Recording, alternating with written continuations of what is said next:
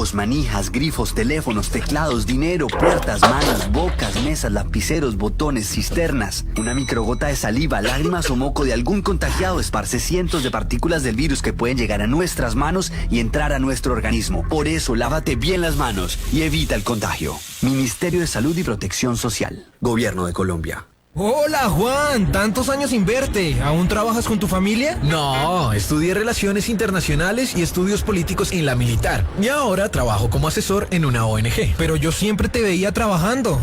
Pues es que estudié a distancia. Es muy cómodo, manejas tus propios horarios, es más barato y mientras lo hice pude seguir trabajando. Además, la Militar también ofrece administración, Estudia a distancia en la Universidad Militar. Inscripciones abiertas. www.umng.edu.co.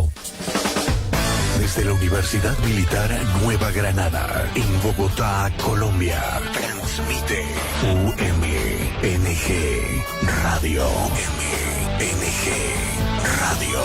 Una emisora alternativa, cultural e independiente. Desde la Universidad Militar Nueva Granada. Esta es UMNG Radio. No hay razón para que te sientas solo en medio de la emergencia. Ingreso Solidario surge como una estrategia para ayudar a las familias más vulnerables que no están en ningún programa social. Si eres parte de este grupo, recibirás 160,000 pesos para enfrentar la emergencia. Si ya tienes una cuenta, tu entidad te contactará cuando consignen tu dinero. Si no la tienes, las indicaciones para abrir tu cuenta en la entidad asignada te llegarán como mensaje de texto.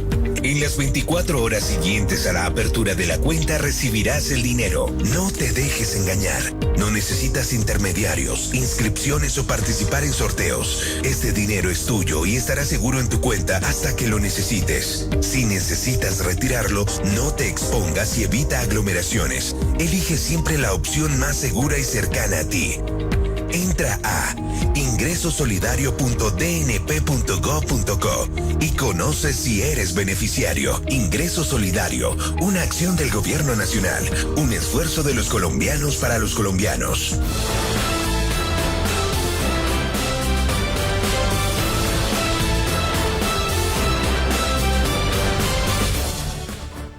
Bueno, sean todos bienvenidos a una nueva emisión del Consultorio Jurídico Radial de la Universidad Militar Nueva Granada.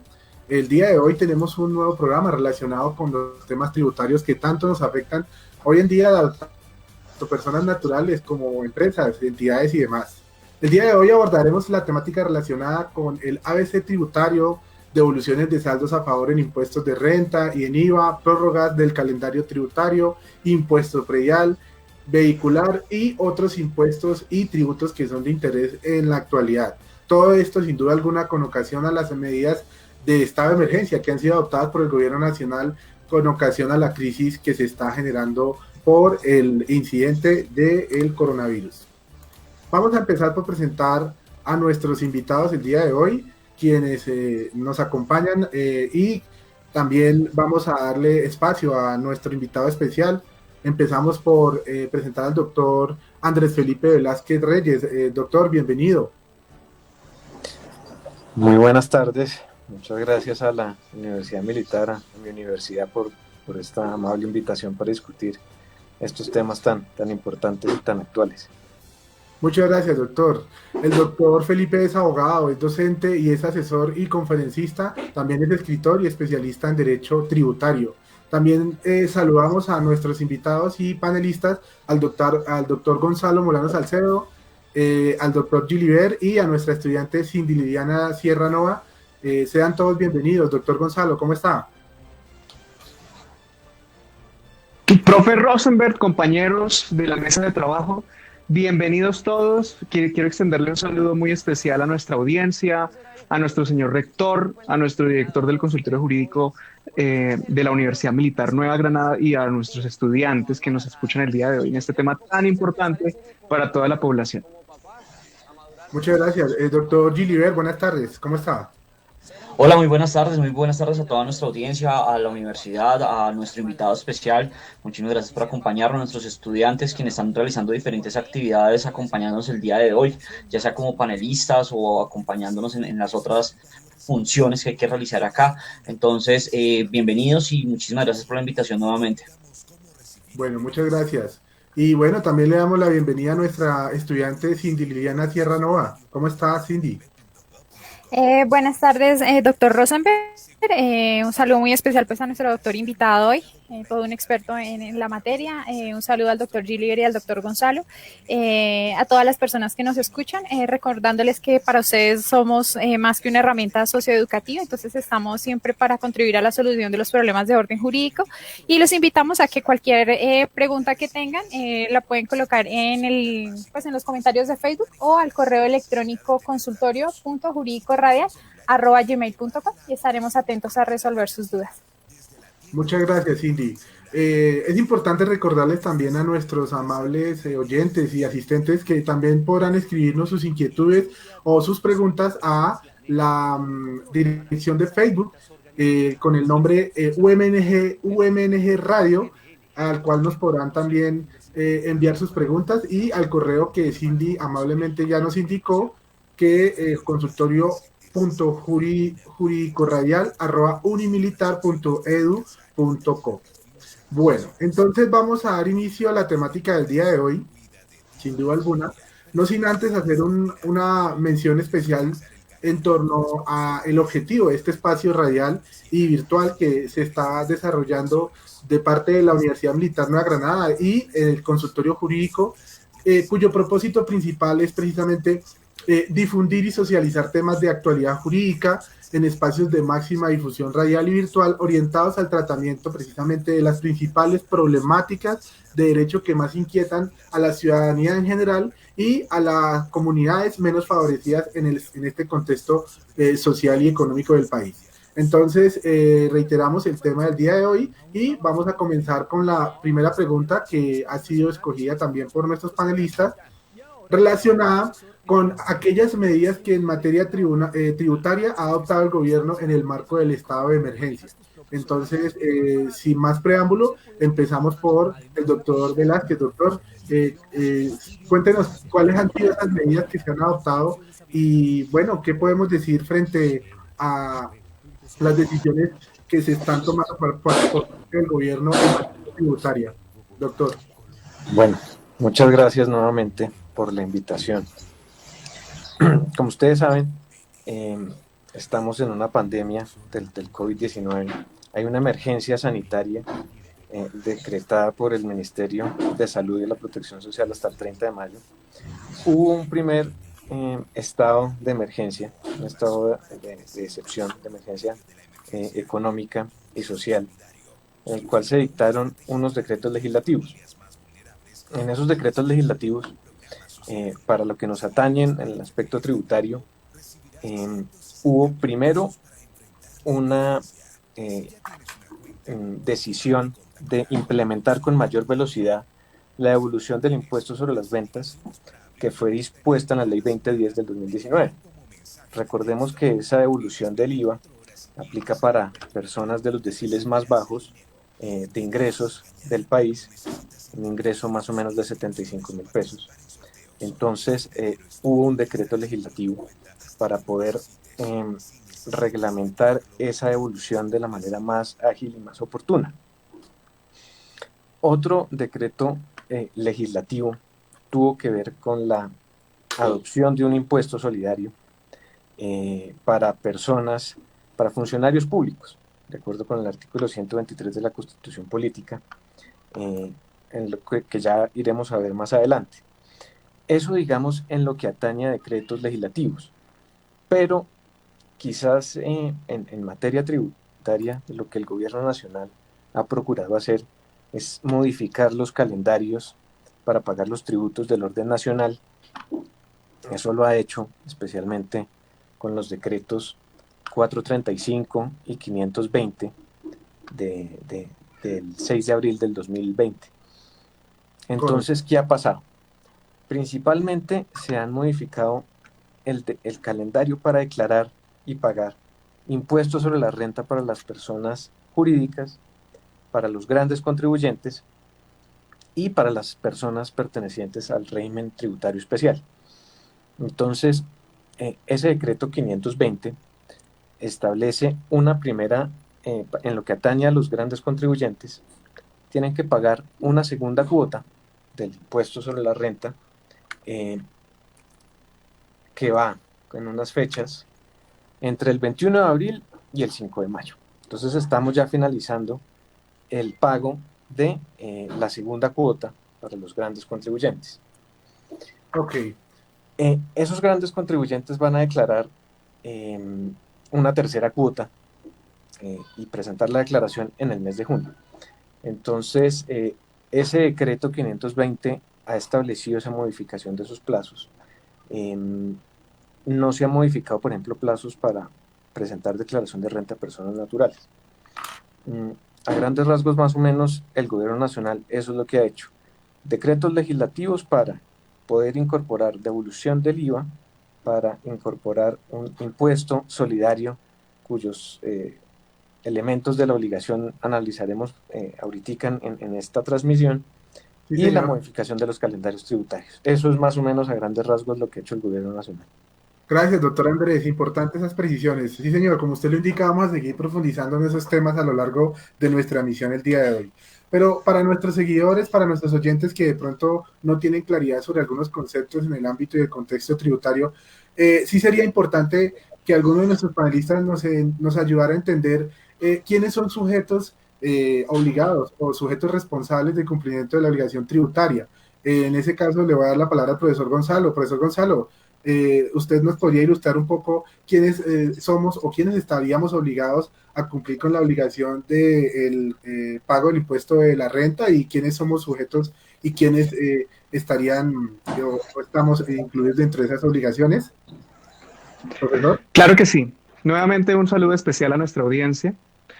Yo quisiera, esa pregunta que usted hace tiene un gran nivel de profundidad. No es tan sencilla como pareciera de responder, pero vamos a tratar de hacerla sencilla para una buena comprensión. Lo primero que hay que tener en cuenta es que nosotros estamos en un sistema tributario, en donde desde el primer momento de nuestra historia democrática ha habido muchas posturas alrededor de la responsabilidad del pago de los tributos, de problemas alrededor de ese pago, de la destinación específica de los recursos, que quizás es lo que más ha estado en las discusiones en el Parlamento, en el Congreso colombiano, particularmente en los últimos años con respecto a estos asuntos de corrupción, porque los colombianos pagamos nuestros impuestos y surge esa inquietud de qué sucede con ellos, y se vuelve allí un círculo vicioso de, bueno, si se están robando los recursos, entonces yo para qué pago, y eso tampoco es la visión, esa es una visión que debemos erradicar. Pero el sistema tributario nos debe enviar un mensaje y nos lo da. El mensaje es que los sistemas deben partir de la equidad tributaria. La equidad tributaria se puede ver desde dos perspectivas. La equidad horizontal, que significa el que gana igual, paga igual, y la equidad desde el punto de vista vertical significa que los que más ganen, más deben aportar, y los que menos ganan, pues menos deben aportar. Esta primera visión de la equidad tributaria es lo que nos permite calificar si estamos en un sistema tributario progresivo o regresivo o neutro. Será progresivo un sistema tributario en donde los que más ganan pues paguen más impuestos, contribuyan en una mayor medida, y los que menos ganan primero reciban una redistribución tributaria, por ejemplo, con las medidas que anuncia allí nuestro compañero Andrés, con el tema de la devolución o compensación del IVA para las familias más vulnerables, que ya empezó y que más adelante hablaremos. O también se puede evidenciar cuando las personas que más pagan o que más ingresos tienen, tienen una contribución adicional. Entonces, ahorita estamos en una crisis y el gobierno ha buscado una solución y ha creado el impuesto solidario por el COVID, que más adelante lo profundizaremos, pero en términos generales establece que los funcionarios públicos, perdón, los servidores públicos, que es el concepto general dentro del cual cabe, por supuesto, el funcionario público, los trabajadores oficiales, digamos, que también están allí incluidos, todos esos servidores públicos que ganen a partir de 10 millones de pesos estarán obligados a pagar, por lo que va desde el 1 de mayo hasta el 31 de julio, el impuesto solidario del COVID. Ese impuesto, ¿cómo se recauda? Se recauda a través de retención en la fuente. Y ese dinero que se recaude va a ir al fondo que se llama FOME, que es el Fondo para Mitigación de Emergencias que se creó, que precisamente lo que busca es que esos recursos que se recauden de ese impuesto sean redistribuidos para las personas que están sufriendo de esta situación. Entonces, el mensaje inicial que yo quiero dar queda en primera medida en que nosotros debemos inspirar, todo sistema tributario de todo país debe inspirarse en buscar esa equidad tanto vertical como horizontal, esa equidad tributaria que permite que el sistema tributario sea progresivo, sea justo, que quienes más ganen, más paguen y los que no tienen esa capacidad contributiva porque están en una situación económica compleja, pues reciban una compensación del Estado, como es, por ejemplo, el caso de la devolución o compensación del IVA. Entonces, esa sería la primera precisión. Ahí lo dejo. De pronto el doctor Andrés, que él es el experto en el tributario, en el tema tributario, nos puede de pronto complementar un poquito más allí cómo funcionan las tablas, porque este impuesto solidario que se retiene en la fuente, tiene unas tablas. Arranca desde los 10 millones, pero va con un porcentaje que va en aumento del 15% y va aumentando. Entonces, de pronto, doctor Andrés, ¿qué nos puede decir? Bueno, primero, que es muy cierto que en esta coyuntura en la que nos encontramos es necesario tener mayores recursos para que el Estado pueda cumplir con todas sus obligaciones. Y es oportuno advertir también que en Colombia se brilla por su ausencia una verdadera cultura tributaria. Hacías un muy buen apunte relacionado con que las personas dicen, no, ¿para qué voy a pagar el tributo si es que todo se lo roban? Y eso hay que borrarlo de la cultura tradicional colombiana, porque es que si yo no pago el tributo es robarle al Estado. Yo no puedo dejar de cumplir mi obligación porque es mía. Yo tengo una obligación de darle al Estado, con base en lo que establece nuestra Constitución, unos recursos para que el Estado pueda cumplir sus fines. Entonces, el gobierno actual, no sé si ustedes recuerdan cuando se presentó el proyecto de ley, que finalmente fue la ley 1943 del 2018, en ese proyecto de ley inicial estableció en lo que tiene que ver con el impuesto sobre las ventas, la idea de que no estén las reglas de bienes excluidos y bienes exentos y muy pocos bienes exceptuados del tributo. Y eso es así no porque sea una medida, digamos, que sea exótica en Colombia, sino que eso es así en la mayoría de los países que tienen adoptado un impuesto indirecto como es el IVA. De hecho, la decisión 599 de la Comisión de la Comunidad Andina establece que no puede haber ese régimen de tantos bienes excluidos y tantos bienes exentos. Entonces hablábamos de la canasta básica familiar. Y ustedes saben, ese proyecto de ley no quedó finalmente dispuesto que esté grabado todos los bienes a la tarifa general. ¿Y qué pasó con la ley 2010? Dijo, mire, voy a tener un paquete social. Acuérdense que esa ley 2010, ley de crecimiento económico, se dio fruto de la declaratoria de inexequibilidad de la ley 1843. Exactamente, del 2018. Entonces, ¿y qué hizo el Estado? Dijo, voy a tener una relación de verdad, a tener en consideración a las personas de los deciles más bajos de la población, voy a devolverles, a compensarles el IVA que pagan, de acuerdo con lo que establece el Departamento Nacional de Planeación. Pero se le olvidó otra parte de la película, y es por qué las personas que más tienen recursos están exceptuados del IVA. Entonces, no adoptó, y eso es, digamos, una crítica y una propuesta que se hace, porque lo puede llegar a hacer. Ya se ha dicho que van a volver a declarar estado de emergencia, estado de excepción. Entonces puede haber un decreto legislativo que así lo establezca para que las personas con los ingresos más altos pues paguen el IVA. El Estado no puede verse desfinanciado. Más o menos la devolución del IVA oscila entre 2.2 y 2.7 billones de pesos. Pero ¿y eso de dónde se va a recaudar? Si la idea era poder ampliar los bienes gravados, y si no lo hace, pues mire, usted puede de pronto no imponer otro impuesto al patrimonio. Actualmente hay un impuesto al patrimonio, pero sí puede hacer una sobretasa al impuesto de renta. En fin, hay diferentes mecanismos de ingreso solidario recibirás. Entonces, eso es como lo primero. Entonces, de este impuesto solidario, ¿cuáles son las tarifas y las bases? Entonces, como muy bien lo anotabas, la base gravable empieza con un salario de 10 millones de pesos. Va hasta 12 millones y medio. ¿Cuál va a ser la tarifa? El 15%. Hay otro rango que va de 12 millones 500 a 15 millones.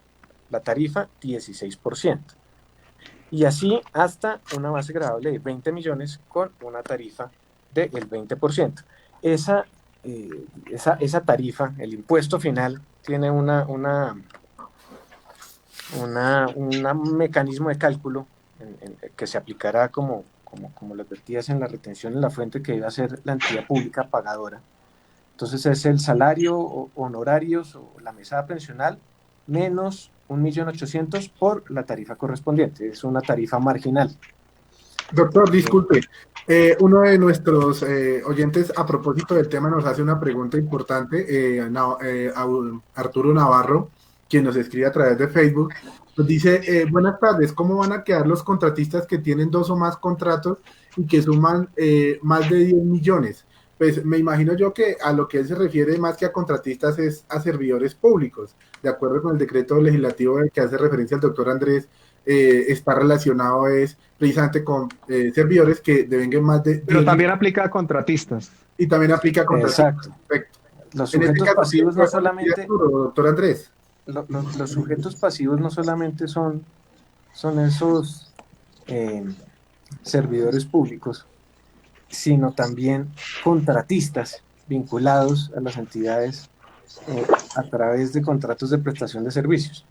Entonces, esas personas, bueno es advertir que la Administración Tributaria sacó un concepto, que es el concepto 469 del 24 de abril. Ese concepto tiene más o menos unas precisiones importantes, otras que no son muy buenas.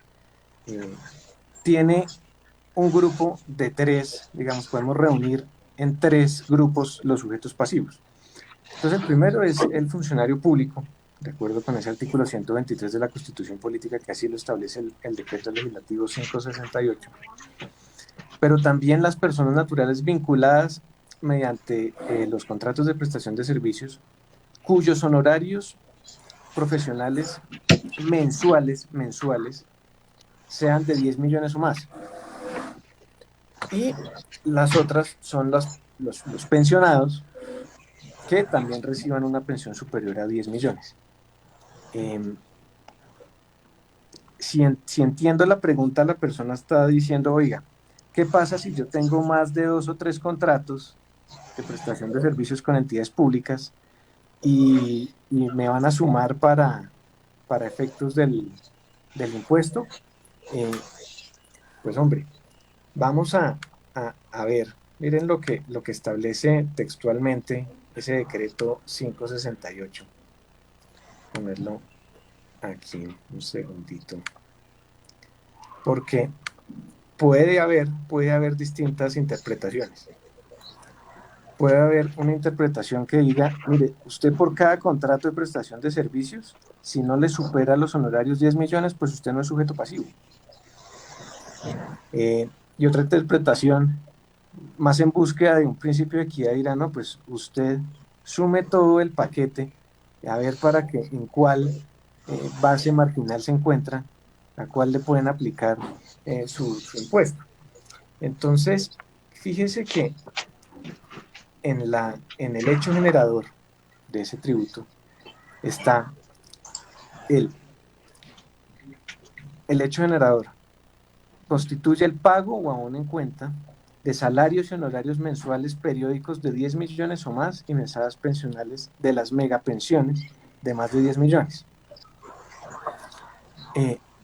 No dice el decreto legislativo, no establece que si la persona tiene más de un contrato de prestación de servicios, tiene que sumarse y acumularse todo.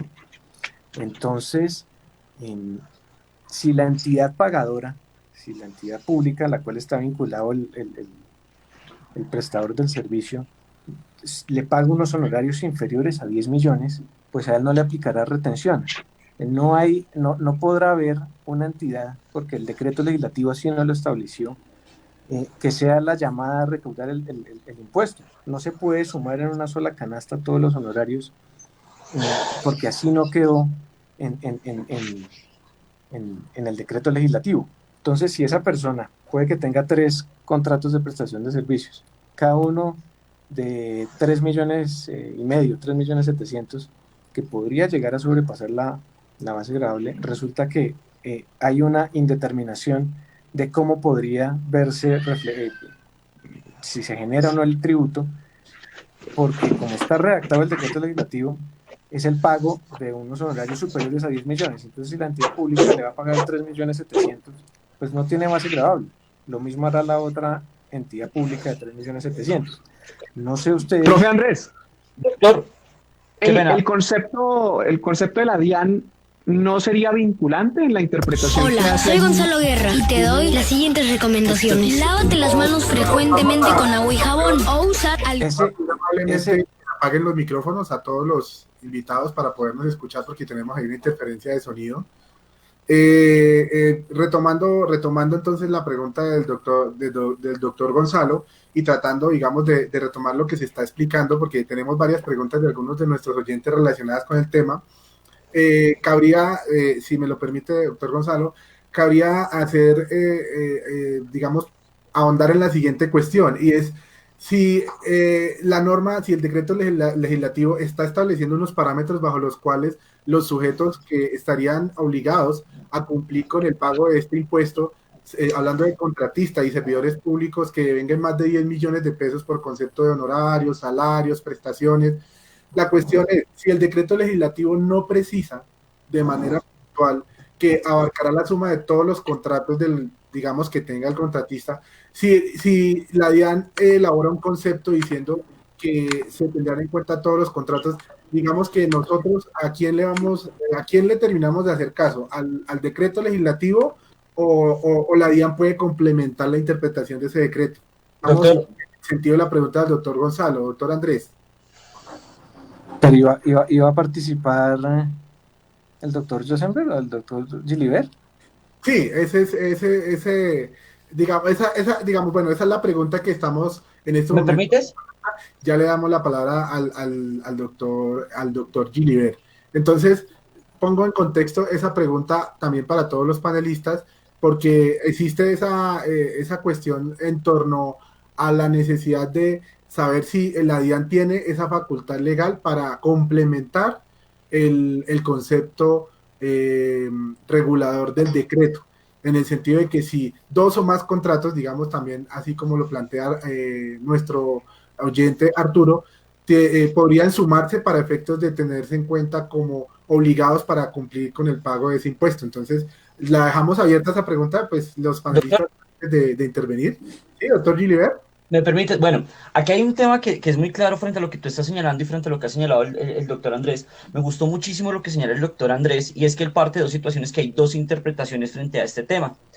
Hay que tener claro que la norma, el decreto que creó este tributo, tiene ciertas falencias. Me parece que dejó ambiguos ciertos aspectos. Por ejemplo, cuando estamos hablando del hecho generador, habla de salarios y honorarios. Y teniendo en cuenta que habla de salarios y honorarios, está hablando de una pluralidad de ingresos. ¿sí? Si señala salario y honorario por el mes vencido o por el mes de prestación del servicio, dejaría más claro que hace referencia a solamente un ingreso. No obstante, el concepto que emite la DIAN señala e indica lo siguiente. Dice, mire, para determinar el valor, para determinar la base gravable, en este tipo de situaciones como la que nos pregunta el oyente y como la que tú nos estabas contextualizando, es importante señalar, dice la DIAN, que se tienen que tener en cuenta todos los ingresos y que la entidad pública y el sujeto pasivo tienen como tal que verificar con el SECOP si se cumplen o no se cumplen estos parámetros. Pero aquí hay otro aspecto que es muy importante, porque según este concepto de la DIAN estaría diciendo que sí se deberían sumar todos los ingresos, según la interpretación que nos da el doctor Andrés, que me parece que es más acertada con respecto con los principios, no debería tenerse en cuenta este ingreso, no deberían sumarse los ingresos. Entonces, yo aquí señalo un punto medio y es el siguiente. La DIAN, para terminar, la DIAN no tiene facultad para regular los elementos esenciales del tributo, que básicamente son 5, el sujeto pasivo, el sujeto activo, la base gravable, el hecho generador y la tarifa. No tiene competencia para esto.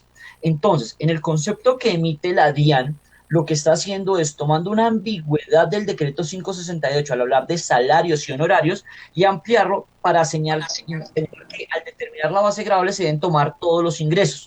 Es la interpretación que le doy a ello, toda vez de que, para terminar de contestar la pregunta que también en un momento nos hizo el doctor Gonzalo, es importante que se tenga claro que si bien la DIAN emite conceptos, esos conceptos son obligatorios para la DIAN como tal. ¿Por qué? Porque para nosotros los sujetos pasivos lo único que es obligatorio son aquellas normas que tienen fuerza de ley, que tienen forma impositiva. Ahora, la DIAN, como emite su concepto, la DIAN se acoge a su concepto para poder determinar y para poder hacer la aplicación de este tributo, para poder hacer efectivo este tributo. Entonces, en temas prácticos, ¿qué va a pasar? La DIAN lo que va a decir es, usted tuvo tantos ingresos, no se hizo la respectiva liquidación, toda vez que el concepto y la interpretación que nosotros estamos haciendo como DIAN señalaba que se debían sumar los ingresos. Aquí es un tema que hay que tener mucho cuidado. ¿Por qué? Porque la entidad pública y las personas que están allí encargados de realizar la retención de este tributo pueden tener inconvenientes, porque son ellos los como tal sobre quienes recae la obligación de verificar si tiene o no tiene otros ingresos, teniendo en cuenta este concepto de la DIAN. Entonces, a mi manera de ver y teniendo la experiencia, teniendo en cuenta la experiencia que tenemos en este campo, lo que es las entidades públicas van a tener tomar el concepto de la DIAN y decir, a eso es a lo que me acojo. ¿Por qué? Porque no quiero después tener inconveniente. Ya si usted no está de acuerdo con esa situación, posteriormente alégalo frente a la DIAN, pero no frente a mí, porque yo estoy atendiendo un concepto de la autoridad, a pesar de que, como señalo, esos conceptos obligatorios es para la entidad como tal DIAN y no para nosotros. Nosotros podemos claramente estar en contra de o tener una interpretación alegando ante la entidad jurisdiccional que se encarga de verificar la legalidad de los actos. Sí, doctor. No, que muy preciso lo que decía el doctor Rosenberg y el doctor Gilibert, porque es que lastimosamente lo que dice la DIAN no lo dice el decreto legislativo, y la base gravable y los sujetos pasivos son elementos de la obligación tributaria y tienen que estar expresamente y detalladamente definidos en la ley, pues este es un decreto legislativo. Y mal puede hacer la administración tributaria en un concepto que es, digamos, dentro del catálogo de actos administrativos, el último que reglamenta la ley, porque ni siquiera es un decreto reglamentario, sino en un concepto, aludir qué es lo que pasa cuando hay más de 2 contratos de prestación de servicios. Ese escenario no lo estipula expresamente como debe estar el decreto legislativo. Es posible que la Corte Constitucional lo pueda declarar inexequible. O sea, todavía no hay todavía ponencia pública para conocer lo que ha pasado con el análisis de constitucionalidad de ese decreto, pero sí tiene muchas falencias, muy mala redacción, la DIAN también en ese concepto alude a otras cosas sobre prestaciones sociales y en los pensionados que pueden llegar a ser sujetos pasivos del tributo, pero entonces es también muy cierto lo que nos decía ahorita el doctor Giliberi, es las entidades públicas muy seguramente van a decir, no, pues yo tengo aquí una entidad amiga que la DIAN me dice que hay que echar todo en una canasta para que se aplique una retención y usted finalmente tenga que pagar, pero porque así lo dijo en una interpretación el concepto de la DIAN, no porque así expresamente esté en el decreto legislativo, porque esa redacción da lugar a muchas interpretaciones que no puede ser así, porque ese elemento esencial que es tanto la base gravable como el sujeto pasivo tienen que estar lo más claramente definidos en el decreto con fuerza de ley, en el decreto legislativo, y además debería haber entonces es un decreto reglamentario y no un concepto de la DIAN, que además muchas personas me preguntan, oiga, ¿qué pasa? Uno se puede, como antes, fundamentar en los conceptos de la administración tributaria. Ahorita los contribuyentes ya no tienen la posibilidad de protegerse, aludiendo a que hay un concepto de la administración, porque ya la ley 1943 y la ley 2010 derogaron expresamente un artículo de la ley 223 del 95, el artículo 264, que establecía que la administración no podía entrar a fiscalizar a los contribuyentes que actuaran al amparo de sus conceptos. Entonces, ese concepto que solamente vincula a los funcionarios de la DIAN, sí está excediendo, a mi juicio, la facultad reglamentaria que tiene la rama ejecutiva y está aludiendo a temas que no están en el propio decreto legislativo. Muchas gracias, doctor Andrés. Muy amable por sus precisiones. Sin duda alguna, hemos hablado aquí de varios aspectos importantes relacionados con el régimen tributario vigente hasta el momento en Colombia. Hemos tratado el ámbito relacionado con los beneficios en lo que tiene que ver con la evolución del IVA, la modificación del calendario tributario y también algunas imposiciones y obligaciones que algunas personas y sujetos pasivos de este nuevo impuesto relacionado o denominado impuesto solidario hasta el momento pues se encuentra vigente y por un tiempo limitado durante la vigencia de esta cuarentena. Somos el Consultorio Jurídico Radial de la Universidad Militar Nueva Granada y ya regresamos.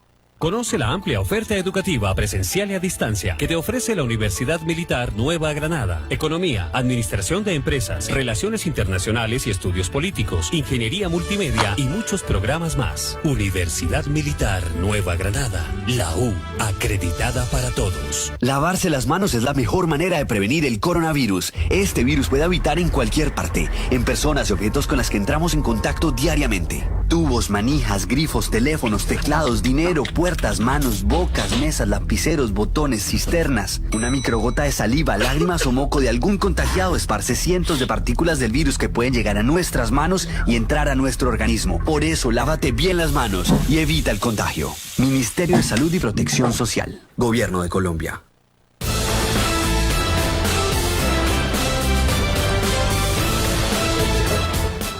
Bueno, estamos de vuelta con el Consultorio Jurídico Radial de la Universidad Militar Nueva Granada. Hoy estamos hablando del tema tributario, el ABC tributario sobre beneficios, imposiciones, devoluciones y toda serie de modificaciones a las normas tributarias que se están viendo aplicadas con ocasión al estado de emergencia decretado mediante el decreto legislativo 417 del 2020 por el Gobierno Nacional. Bueno, hablando del tema legislativo y hablando de esa, digámoslo así, las facultades que en estos momentos se está invocando el gobierno, ¿qué podemos decir frente a esas decisiones de alcance legislativo que a propósito el gobierno a través de este estado de emergencia está expidiendo mediante estos decretos? Doctor Gilibert, ¿qué opina sobre eso? ¿Son legales? ¿Tienen un alcance constitucional también a la luz del artículo 338 de la Constitución Política? Ok, sí, claramente sí lo son. Hay sendos análisis de la Corte Constitucional que señalan que en este caso, por el presidente de la República, tiene la posibilidad de generar nuevas contribuciones para financiar los diferentes gastos o costos o inversiones que se vayan a presentar en una época como esta. Esa pregunta es pertinente porque he visto muchas personas que dicen, pero es que el presidente no puede porque es que el artículo 338, hay que tener en cuenta que la constitución política es una norma que se debe interpretar en su integralidad, entonces no podemos hacer un análisis aislado del 338, sino que tenemos que tener en cuenta otros artículos como el 215 o 216 y también la posibilidad que el presidente tiene en esta época es extraordinaria. Y es importante que se entienda esto toda vez de que si esto no se pudiera realizar, podría afectar claramente no solamente las finanzas del Estado, sino podría limitar la capacidad de acción que tendría el presidente o el gobierno nacional como tal, toda vez de que recordemos que ellos están ligados a un marco de legalidad que es el que le dice qué sí puede, qué no puede hacer. Ahora, y adicionalmente está ligado a una cajita que es el presupuesto, y ese presupuesto es muy limitado. Entonces, sí es legal, sí es constitucional la expedición de este tipo de normas. Ahora, hay un análisis diferente que es verificar si esta norma, no tanto en la creación de la norma, sino el contenido de la norma, es legal o cumple con los criterios de constitucionalidad, que es un tema que nos podríamos verificar más adelante. Pero como lo señalo, el decreto en estado de excepción, decreto legislativo, que crean partidas tributarias o que crea tributos, es totalmente válido a la luz de la Constitución Política de Colombia. Muchas gracias, profesor Gilibert. Ponemos en contacto entonces algunas de las preguntas de nuestros amables oyentes, sin duda alguna, con el mayor de los gustos. Aquí tenemos a nuestra seguidora Claudia Posada, quien nos dice a partir de cuándo se empieza a hacer ese descuento a los empleados públicos. Bueno, esta pregunta me imagino que está relacionada con el tema que estábamos hablando sobre el impuesto solidario. ¿Qué podemos decir frente a esa inquietud, doctor Gonzalo? Lo escuchamos. Gracias. Bueno, quisiera hacer un par de precisiones. Lo primero es que el gobierno nacional, en el decreto 568, tuvo en cuenta a los empleados de la salud y a los miembros de las fuerzas militares y de la policía, o sea, de la fuerza pública en general. Policía y fuerzas militares. De manera tal que este impuesto solidario no aplica para los trabajadores de la salud, que sean empleados públicos o contratistas o cualquier condición asimilable al empleado público, así como tampoco aplica para ningún oficial de la policía, del ejército, de la Fuerza Aérea o de la Armada Nacional. Esto es vital porque estas personas son las que hoy en día están poniendo el pecho por nosotros en medio de la crisis y sería injusto que ellos tuvieran que terminar pagando este impuesto. Lo segundo es que la vigencia que nos plantea el decreto está clara, del 1 de mayo al 31 de julio. Ese es el espacio en el que se va a causar el impuesto. De manera tal que, resumiendo, digamos, el tema de lo que hablamos hace un momento sobre el impuesto solidario, se deberá pagar en las nóminas desde el 1 de mayo hasta el 31 de julio. El impuesto se causa mensualmente y se sumarán, en caso de que haya un contratista que tenga varios contratos, se sumarán los valores para efectos de que se escoja qué entidad será la que practicará la retención de la fuente de manera definitiva, conforme lo indica el concepto. Ya lo que decían nuestros compañeros, estamos de acuerdo, puede que haya excedido las facultades reglamentarias a través de ese concepto, pero eso lo tendrá que definir más adelante los organismos que corresponden. Gracias, profesor Gonzalo. Aquí otra de nuestros amables seguidores nos hace una pregunta también me parece pertinente para el tema que estamos abordando el día de hoy. Leslie Gómez nos escribe a través de Facebook que cuáles son las sanciones o cuáles son las consecuencias de los sujetos que están obligados o las personas que estamos obligadas a cumplir con esas obligaciones tributarias. La dejo abierta para los panelistas a ver quién nos quiere dar de pronto alguna precisión en torno a la pregunta de Leslie Gómez. Muchas gracias. Doctor en general doctor Andrés, sí, bien pueda. La pregunta, ¿sabemos la pregunta del oyente es en general o...? Pues supongo que con relación al decreto 568, en este caso el impuesto solidario, ¿qué consecuencias entonces tendría no acatar con la imposición del pago de esta obligación? Bueno, pues es que como el recaudo del impuesto es vía retención en la fuente, que va a ser la entidad pública, entonces, ¿qué puede pasar? Pues lo que puede pasar es que se vería abocada a dos situaciones. Una, un procedimiento tributario de determinación de aforo, se le denomina, para poder calcular la retención dejada de practicar y pagar. Entonces, esa entidad es responsable solidaria por el impuesto que dejó de practicar, que dejó de retener. Y también se puede ver abocado a una sanción de tipo penal, que es la que establece el artículo 402 del Código Penal, que es la omisión del agente retenedor.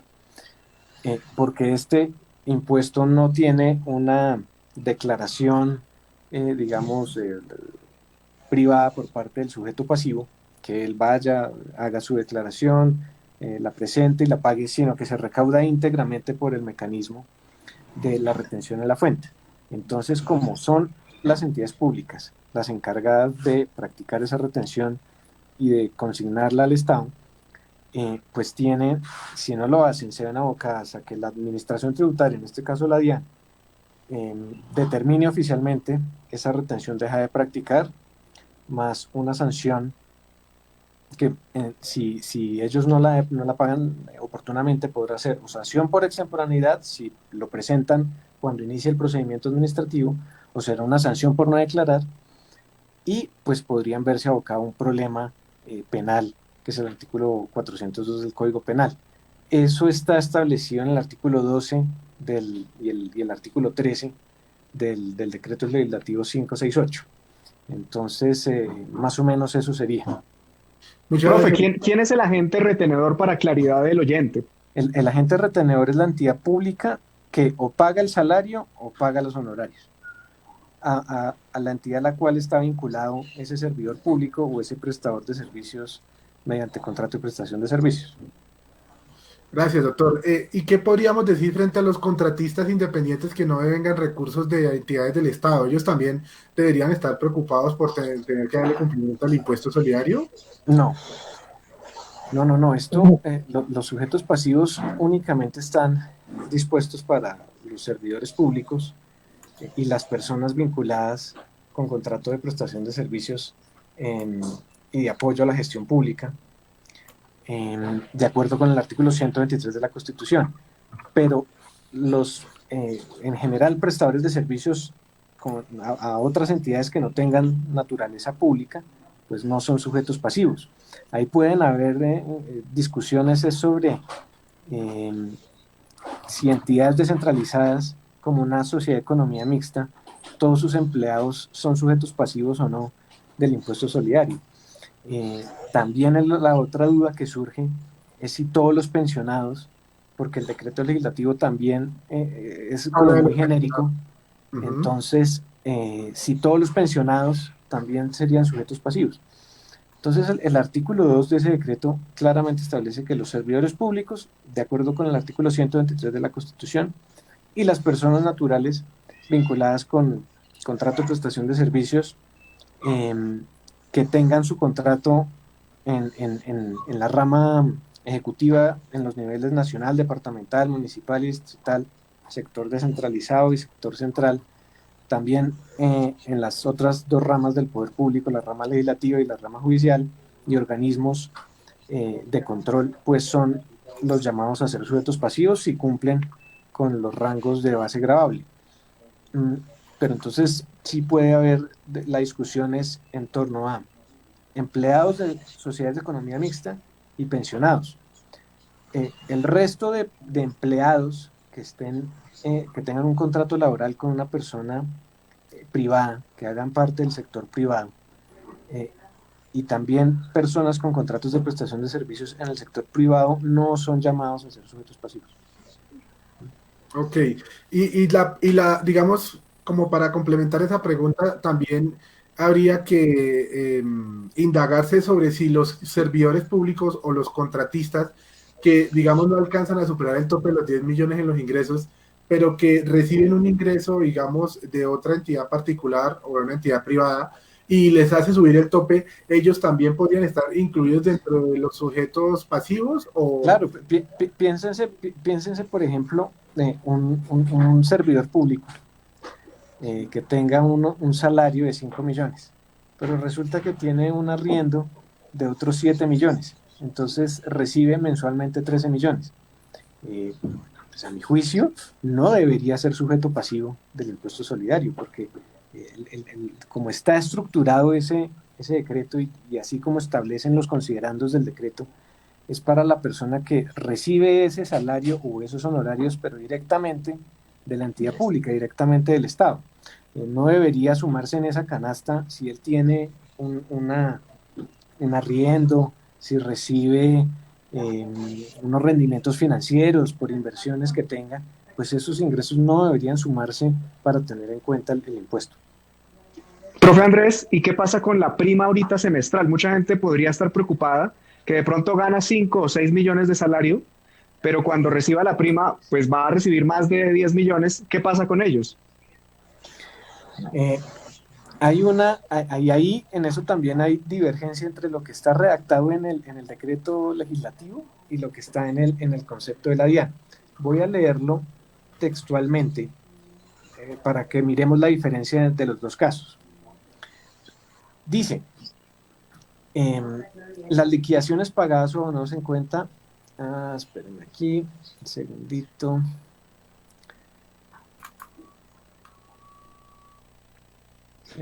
Les digo. Claro, porque el decreto habla de ingresos periódicos, ¿no? Que sean constantes de manera habitual. El artículo tercero del decreto 568 señala en el inciso final, no están comprendidos dentro del concepto de salario las prestaciones sociales ni los beneficios salariales que se perciben semestral o anualmente. Entonces, creo que esa es la parte que quería leer del decreto 568 y del concepto, en el concepto de la DIAN, no hacen tanto esa diferenciación. Exactamente.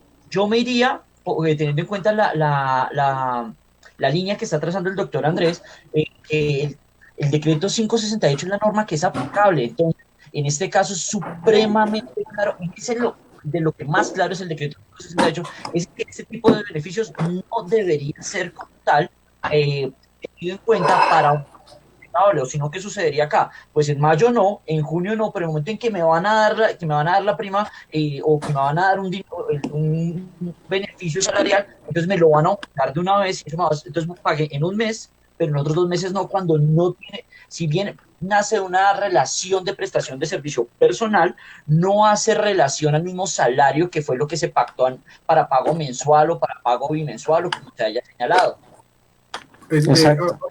Permítame, yo quería intervenir en lo siguiente porque tenemos otra pregunta de otro oyente con ocasión a lo que se está refiriendo el doctor Andrés. Si me lo permiten, pregunta Samuel Rojas, dice que cuando una persona tiene una OPS, es decir, un contrato de orden de prestación de servicios, por un servicio durante un año, pero le van a hacer el pago por más de 10 millones adelantado, también le aplica el descuento, dice él, le van a realizar un solo pago. Esa, digamos, como para sumarla dentro de las inquietudes que se están trabajando en la emisión de hoy. Doctor Andrés, ¿alguna opinión frente a la pregunta de Samuel? O sea, ¿el contrato de él es por 10 millones? Bueno, él manifiesta que el contrato total dice que es una OPS por un servicio durante el año, eso es lo que él escribe, pero le van a hacer el pago por más de 10 millones adelantados. Supongo que él ganará periódicamente ese valor, sin embargo se lo van a aplicar de manera adelantada. Dice, sí, esto es por 10 millones el total. Ok, lo está aclarando. Es de 12 meses, pero el valor total del contrato es por 10 millones. En este caso, ¿qué podríamos decirle a nuestro oyente, doctor Andrés? A mi juicio y a la espera de que los otros panelistas que opinen, yo pienso que no sería sujeto pasivo porque esos 10 millones tienen que ser mensuales. Dicen mensuales periódicos, entonces él tiene un valor total de 10 millones y si eso uno lo divide por los meses que dura el contrato, pues no le va a dar la base gravable para el impuesto. Y no creo que se le haga un solo pago, que supere la base gravable, cumpla con con ser sujeto pasivo. Exacto, estoy totalmente de acuerdo, Andrés. Hay que, el oyente debe mirar su contrato y revisar el periodo de ejecución, digamos, de duración. Si dice que es por un mes, bueno, pues obviamente sí. Pero si dice que está dividido en 3 meses el tiempo, pues el ingreso mensual realmente no son 10 millones, así lo reciba en un único pago, sino 3.300.000. Esa sería la manera de interpretarlo. Bueno, muchas gracias, doctor Gonzalo. Pero yo creo que estamos hablando del tema del día de hoy relacionado con el régimen tributario, las medidas adoptadas por el gobierno con ocasión a la pandemia, el estado de emergencia adoptado por el gobierno nacional. Somos la Universidad Militar Nueva Granada, transmitiendo desde el consultorio jurídico radial. Vamos a una pequeña pausa y ya regresamos para este bloque final del tema del día de hoy. Ya regreso. Hola, soy Gonzalo Guerra y te doy las siguientes recomendaciones. Lávate las manos frecuentemente con agua y jabón o usar alcohol en gel. Al toser o estornudar, cubre tu boca o nariz con pañuelo desechable o con el antebrazo. Evita acercarte a personas con infecciones respiratorias. Si estás enfermo, no compartas platos, vasos, ropa u otros objetos de casa. Limpia y desinfecta las superficies que toques con frecuencia y sobre todo, no te automediques. Una campaña de la Universidad Militar Nueva Granada. Bueno, estamos de vuelta. Estamos de regreso en este último bloque del programa del día de hoy relacionado con las medidas adoptadas por el gobierno en materia tributaria. Bueno, hay una cantidad de temas importantes que muy seguramente no vamos a alcanzar a tratar en esta emisión, pero estaremos dispuestos, como siempre, todos los martes desde la 1 de la tarde a través de Facebook, a través de las redes sociales, a través de Twitter, a través de incluso de la página de consultorio.juridicoradial@unimilitar.edu.co, nuestro correo electrónico, y pues sin duda alguna a través de Facebook nos pueden hacer nuestros oyentes y seguidores las preguntas que tengan con relación al tema del día de hoy, y todos los martes tenemos pues este espacio para ustedes, para nuestros oyentes, sobre temas de actualidad jurídica y problemáticas de derecho de importancia nacional. Bueno, hemos hablado ya de algunos beneficios como la devolución del IVA, la modificación de los calendarios tributarios, hemos hablado de cosas como el principio de equidad tributaria. Bueno, hemos aclarado cualquier cantidad de conceptos y sin duda alguna el tema que más está generando discusión en estos momentos en la actualidad, que es el impuesto solidario. ¿Qué otros comentarios adicionales tenemos sobre el tema del impuesto solidario para pasar a la siguiente pregunta que tenemos por resolver, doctor Gonzalo? Bueno, no, yo quería agregar solamente que allí en el decreto 568 está muy claro que la base para, digamos, ser sujeto pasivo del impuesto es el hecho de ganar más de 10 millones. Sin embargo, cuando revisamos la forma en la que se calcula el impuesto, el gobierno nacional, al diseñar este impuesto, tuvo la tomó la decisión, el gobierno tomó la decisión de excluir 1.800.000 pesos de esa base, digamos, para pagar el impuesto. Me explico. Si yo gano 10 millones de pesos en un contrato con el Estado, mensuales, y la tasa es el 15, uno diría, bueno, entonces el impuesto es 1.500.000. No. El impuesto sí es el 15, pero el 15% de los 10 millones o del valor que yo tenga por encima de 10 millones como ingreso mensual, menos 1.800.000 pesos. Eso significa que yo debo multiplicar 8.200.000 pesos, que es el excedente del 1.800.000, en el caso que yo ganara 10 millones, y a esos 8.200.000, ahí sí le aplico el 15%. Esa es la última precisión que quisiera hacer, y aprovecho el espacio para recordarle a nuestros oyentes, a tanto estudiantes como padres de familia, futuros graduandos, que la Universidad Militar Nueva Granada tiene las puertas abiertas para todos ustedes. Somos una universidad acreditada en alta calidad y como tal ofrecemos programas fundamentalmente como el programa de Derecho, que son especialmente, digamos, diseñados con docentes con los mayores títulos y de manera instruida con toda la calidad posible. Entonces es un programa muy bueno, nuestro programa de Derecho es muy bueno y queremos invitar a todos los estudiantes que se están graduando de bachiller para que tomen la decisión y sean estudiantes neogranadinos. Nosotros somos una universidad excelente y hacemos un gran esfuerzo nosotros los aquí docentes de la facultad por transmitir un conocimiento y formar personas, no solo en lo profesional, formar personas de bien desde los valores, desde la ética, desde la formación. Eso sería, perdónenme ahí la cuña, usted me disculpa, yo estoy aquí rompiendo todos los esquemas, pero yo como egresado neogranadino tengo que salir acá y promocionar nuestra universidad, la universidad de todos y para todos. Entonces un saludo muy especial. Opten y decidan por nuestra universidad. Gracias, profesor Gonzalo. Sin duda alguna nos sumamos a esos elogios y a esa invitación tan especial a todos nuestros oyentes. Sin duda alguna, este espacio de difusión radial con el que cuenta la Universidad Militar a través del consultorio jurídico, y sin duda alguna me sumo a la invitación del profesor Gonzalo.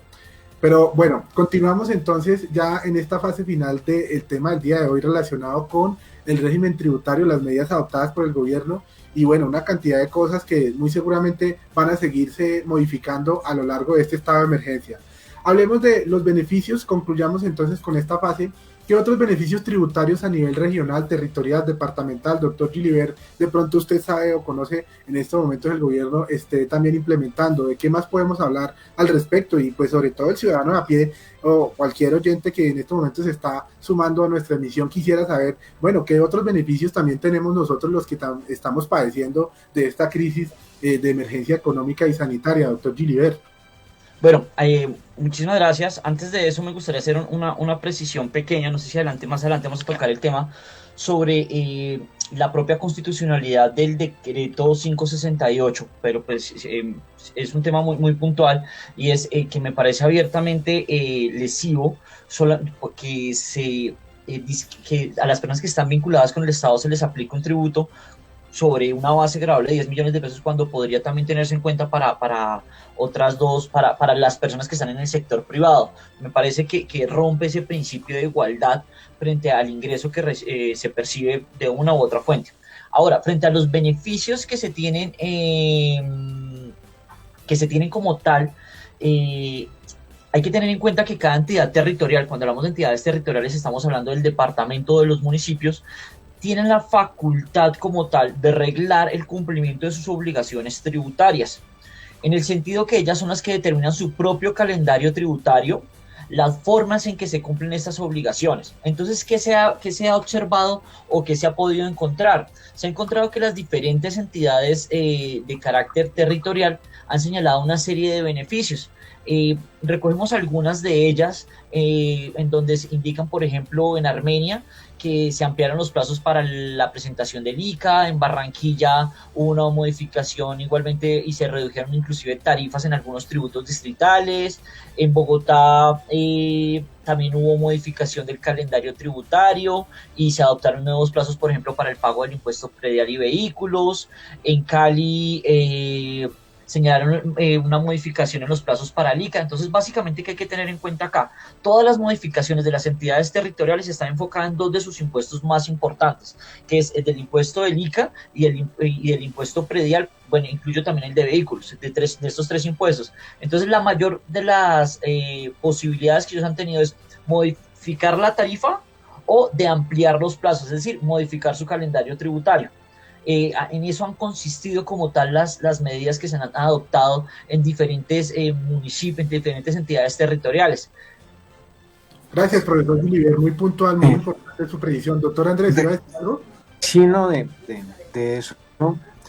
Es que lastimosamente no ha habido, digamos, grandes, digamos, apoyos para que los contribuyentes, las empresas, digamos, puedan cumplir, digamos, con su obligación tributaria, más allá de extender los plazos para declarar impuesto de renta, IVA para también sectores de turismo, aerolíneas, y en materia de Bogotá, solamente importante que en el impuesto de industria y comercio sí se aplazó el pago de los bimestres segundo y tercero del impuesto de industria y comercio.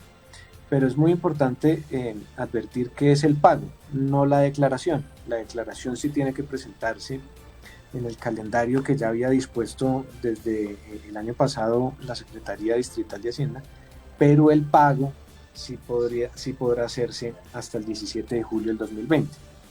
También está con nuevas fechas para declaración y pago con descuento, el impuesto predial y con descuento también el impuesto de vehículos.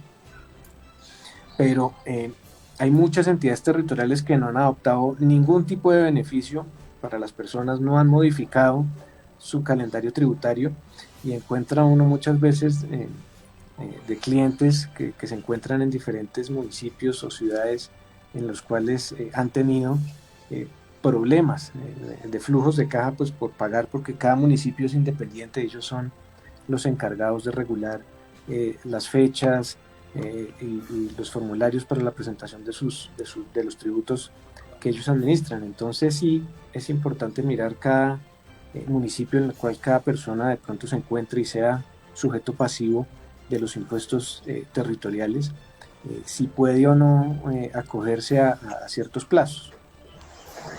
Gracias, doctor Andrés. Doctor Gonzalo, ¿algún comentario adicional?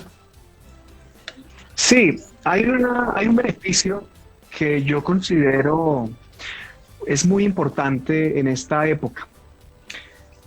Nosotros hemos reconocido en programas anteriores el papel fundamental que tiene el sector privado en una nación como la nuestra, porque ni siquiera el Estado mismo funciona si no hay un sector privado que pague impuestos.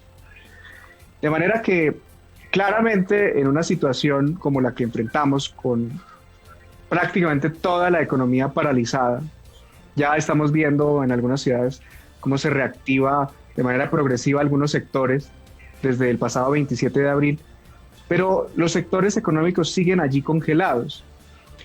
Y hace no mucho tiempo, aunque no de una manera muy agradable y tampoco la comparto, algunos empresarios líderes del país le enviaron un mensaje que yo lo sentí en tono de chantaje al gobierno, diciendo: ustedes escogen o salarios o impuestos. Y pues definitivamente, claro, hay una situación de crisis, pero esa no es la manera de dar el mensaje, porque por supuesto que allí va a tener una consecuencia en lo social y pues la idea es tener unidad, y eso lo que genera es desunión. Pero si bien es cierto el mensaje no se dio en la forma en la que debió darse, sí hay allí digamos algo de razón, en el sentido de que hay que darles un alivio en el pago de esas obligaciones, que es precisamente lo que el profe Andrés decía. Pero me parece, lo que quiero agregar es lo relacionado con las devoluciones de saldos a favor, que es un tema fundamental. ¿De saldos a favor de qué? De impuesto de renta. Las personas que declaramos impuesto de renta, tanto personas naturales como personas jurídicas, como esto se liquida año tras año, ¿sí? Aquí es año gravable tras año gravable, pues puede haber momentos en los que nosotros tuvimos un saldo a favor que se refleja allí en la renta. Saldo a favor que muchas veces termina beneficiándonos, no porque no vayamos a pagar el impuesto de este año, pero porque sí habíamos hecho un anticipo anteriormente, por ejemplo, por impuesto de renta, que se hubo una retefuente progresivamente como anticipo de renta, y eso me permite a mí que el acumulado que yo tengo, o por no solo retención en la fuente, cualquier otro tipo de impuestos que sean allí, que se puedan descontar del pago final, pues terminan siendo unos saldos que están allá como congelados en la DIAN, pero yo no los puedo usar. Y entonces surge aquí una posibilidad, en virtud de un decreto que expide aquí en abril el gobierno, de que tanto las personas naturales como las personas jurídicas puedan acceder a esa devolución del impuesto de renta, de esos saldos a favor que tengo en impuesto de renta. Y lo mismo, aquí haciendo un paralelo, aunque no tiene mucho que ver con el impuesto de renta, no tiene nada que ver, pero sí funciona de la misma manera, las devoluciones de saldos en IVA, para aquellas empresas, por ejemplo, que elaboran productos y en el proceso de la elaboración de un producto, por ejemplo, que está exento de IVA, sí tuvieron que pagar IVA al comprar los insumos, y ese IVA que pagaron es deducible, y eso se podría buscar allí esa devolución. Esa es como la pregunta de pronto plantearle a nuestros compañeros de panel qué opinan y qué conocimiento podemos entregarle a la gente hoy que dice, oiga, yo tengo 2, 3, 5 millones de pesos allí siendo persona natural, o de pronto tengo 50, 100, 200 millones de pesos siendo una empresa, en saldos a favor, en renta, y podría ayudarme ahorita para pagar la nómina de los empleados. ¿Qué podríamos decir? Muchas gracias, profesor Gonzalo. Vamos a retomar este tema después de esta última pausa. No sin antes recordarle a nuestros seguidores por Facebook, a nuestros amables oyentes, de nuestros datos de contacto para que nos escriban sus preguntas, sus inquietudes, sus sugerencias. Todas son bienvenidas. Recuerden que al correo electrónico consultorio.juridicoradial@unimilitar.edu.co y a la página UMNG Radio de la Universidad Militar Nueva Granada, la página de Facebook. Ahí nos pueden enviar sus preguntas, sus inquietudes. Recuerden que el tema del día de hoy es sobre régimen tributario, el ABC tributario, beneficios, imposiciones, devoluciones, todo lo que tiene que ver con el impuesto de renta, prórrogas en general. Recuerden que el consultorio jurídico de la Universidad Militar Nueva Granada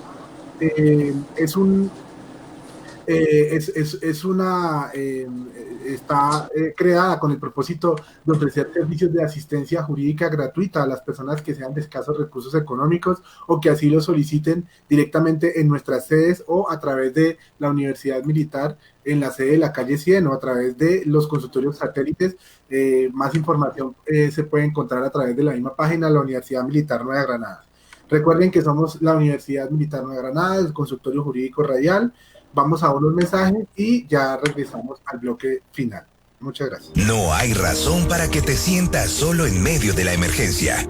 Ingreso Solidario surge como una estrategia para ayudar a las familias más vulnerables que no están en ningún programa social. Si eres parte de este grupo, recibirás 160,000 pesos para enfrentar la emergencia. Si ya tienes una cuenta, tu entidad te contactará cuando consignen tu dinero. Si no la tienes, las indicaciones para abrir tu cuenta en la entidad asignada te llegarán como mensaje de texto. En las 24 horas siguientes a la apertura de la cuenta recibirás el dinero. No te dejes engañar. No necesitas intermediarios, inscripciones o participar en sorteos. Este dinero es tuyo y estará seguro en tu cuenta hasta que lo necesites. Si necesitas retirarlo, no te expongas y evita aglomeraciones. Elige siempre la opción más segura y cercana a ti. Entra a ingresosolidario.dnp.gov.co y conoce si eres beneficiario. Ingreso Solidario, una acción del Gobierno Nacional, un esfuerzo de los colombianos para los colombianos. Hola Juan, tantos años sin verte. ¿Aún trabajas con tu familia? No, estudié Relaciones Internacionales y Estudios Políticos en la Militar. Y ahora trabajo como asesor en una ONG. Pero yo siempre te veía trabajando. Pues es que estudié a distancia. Es muy cómodo, manejas tus propios horarios, es más barato y mientras lo hice pude seguir trabajando. Además, la Militar también ofrece administración, contabilidad. Estudia a distancia en la Universidad Militar. Inscripciones abiertas. www.umng.edu.co. Bueno, estamos de regreso ya en este bloque final sobre el tema del día de hoy, en el régimen tributario con ocasión a las medidas adoptadas por el gobierno nacional en el contexto de la emergencia económica por el efecto de la pandemia que estamos padeciendo a nivel nacional e internacional. Y continuamos entonces con nuestro invitado especial, el doctor Andrés Felipe. Muchas gracias nuevamente al doctor por acompañarnos en esta emisión del Consultorio Radial. Si es tan amable, entonces le trasladamos la pregunta del doctor Gonzalo, muy interesante, sobre la evolución de los saldos de renta. Doctor, tiene el uso de la palabra, por favor. Gracias. Haciendo, digamos, un poco de hincapié en lo que nos decía el doctor Gonzalo, sobre que esto es un beneficio, sí, claramente es un beneficio que puede surtir caja en aquellos contribuyentes que tienen saldos a favor, tanto en el impuesto de renta como en el impuesto sobre las ventas. Esos saldos a favor se pueden originar por diferentes conceptos. Pueden ser porque tuve retenciones superiores al impuesto que finalmente yo tenía que asumir y que pagar. porque hubo pagos de pronto de lo no debido en exceso, o porque soy productor de bienes exentos previstos en los artículos 477 y 481 del Estatuto Tributario, que me van a generar saldos a favor en el impuesto sobre las ventas. Este mecanismo establecido en el Decreto Legislativo 535 busca que la devolución de ese saldo a favor a los contribuyentes sea, primero, más expedito, más rápido, en la medida en que se disminuye el término general que establece el artículo 855 del Estatuto Tributario, que es de 50 días, pasa a ser de 15 días. Y también no solamente esa rapidez del término para la devolución, sino en los requisitos no sean tan engorrosos para que aquel contribuyente que tiene ese saldo a favor pueda acceder a esa devolución. Ya veremos, los contribuyentes tienen que anexar una serie de documentos, una cosa que se llama relación de costos y gastos, que es más o menos una información exógena que tienen que preparar para esa solicitud de devolución. Esto, digamos, está suspendido, pero sí la tienen que presentar posterior a que obtengan la devolución. Entonces, ese decreto establece primero esa posibilidad de que se tramite una solicitud de devolución a través de un proceso abreviado en el cual la devolución se hará en un término de 15 días. ¿Hasta cuándo tengo yo la oportunidad de solicitar esa devolución bajo el procedimiento de devolución abreviado? Hasta tanto dure la emergencia sanitaria declarada por el Ministerio de Salud mediante la resolución 385 del 12 de marzo. Esa resolución dispone que va hasta el 30 de mayo del 2020. Entonces, las solicitudes de devolución que yo presente mediante ese mecanismo abreviado, pues si estoy hasta el 30 de mayo, podré hacerme acreedor de ese mecanismo abreviado. Falta ver si, como puede ser, que la emergencia sanitaria se prorrogue, caso en el cual tendría que prorrogarse también el sistema abreviado de devolución de saldos a favor. Muy importante es que esto aplicará a los contribuyentes del impuesto de renta y el impuesto sobre las ventas que no sean calificados de riesgo alto en materia tributaria por parte de la administración. Esa categoría de riesgo alto en materia tributaria no está, digamos, que definida en las normas públicas. Hay una serie de circulares propias de la administración tributaria en la cual califican a las personas. Por ejemplo, un contribuyente que haya liquidado un primer saldo a favor, ese contribuyente es de riesgo alto. Un contribuyente que esté seguidamente arrojando pérdidas fiscales en materia de impuestos sobre la renta también puede ser de riesgo alto. Entonces, primero la administración califica internamente a quien no sea de riesgo alto. ¿Para qué? Para que se cuenten los 15 días para que le pueda devolver ese saldo a favor que solicite. Los 15 días son a partir de la solicitud en debida forma, de la devolución, de la solicitud de devolución. Entonces, tendrá la oportunidad de que se le devuelva ese saldo a favor. ¿Qué ocurre con la investigación previa a la devolución? De pronto ustedes se acuerdan, en Colombia ha habido varios escándalos por corrupción en materia de devoluciones de saldos a favor. De pronto se acuerda la audiencia el escándalo de la chatarra. Todo lo que generó el zar de la chatarra por exportaciones ficticias, en la cual hubo funcionarios de la administración tributaria que solicitaron, digamos, a particulares unirse en una red criminal para defraudar al Estado. Entonces hay unas solicitudes de devolución que tienen que verificarse, hacerse una investigación previa a esa devolución. Entonces se pregunta uno si puede haber suspensión del término de devolución abreviado, que son esos 15 días. el decreto no establece nada al respecto, y si no establece nada al respecto, es claro que el artículo del Estatuto Tributario, que es el 857-1, que permite una suspensión de hasta por 90 días, puede aplicarse. Entonces, si la Administración Tributaria, en el marco de ese desarrollo del procedimiento abreviado, puede detectar ciertas anomalías, pues podría entrar a suspender el término. ¿Qué consejo, digamos, uno puede darle a esos contribuyentes? Si puede hacerlo, es fácil acceder a la solicitud de devolución con garantía, que acompañe una póliza otorgada por una compañía de seguros para que la administración se sienta más tranquila y pueda devolverle en ese término de 15 días. Que si aún estando la póliza puede suspenderse hasta por 90 días, sí, podría suspenderse, pero eso tendría que tener una resolución del director general de impuestos para que se haga. ¿Cuáles son como los requisitos generales y especiales en ese procedimiento abreviado? Eso está, digamos, en el capítulo 21 del decreto 1625 del 2016. Ahí están todos esos requisitos. ¿Y qué es importante?